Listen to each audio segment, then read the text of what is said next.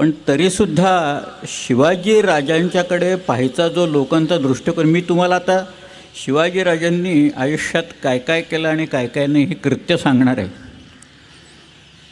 कदाचित काटा येईल तुमच्या अंगावर, कदाचित लोक म्हणतील हे थापा मारतायत वगैरे, पण मी तुम्हाला ते कुठे तेही सांगतो सगळं, कारण लोकांनी ते लपवलेलं आहे, दडपून ठेवलेलं आहे. सहजासहजी लोक सांगत नाहीत, कारण त्यांच्या मनात असलेली आणि लोकांच्या समोर जावी अशी शिवाजी महाराजांची प्रतिमा, आणि मग त्या प्रतिमेला काही ना काहीतरी होईल म्हणून लोक सांगत नाहीत त्याच्यात. परंतु रामदास स्वामी इथं म्हणतात, या भूमंडळाचे ठाई धर्मरक्षी ऐसा नाही. हा महाराष्ट्र धर्म तुमच्यामुळे राहिला इथं, नाही तर कोण होतं? भोवताली सगळ्या या शाह्या होत्या वेगवेगळ्या, एका बाजूला सिद्धी होता, पोर्चुगीज होता. तुम्ही अवश्य प्रियोळकरांचं इन्क्विझिशन नावाचं पुस्तक वाचा.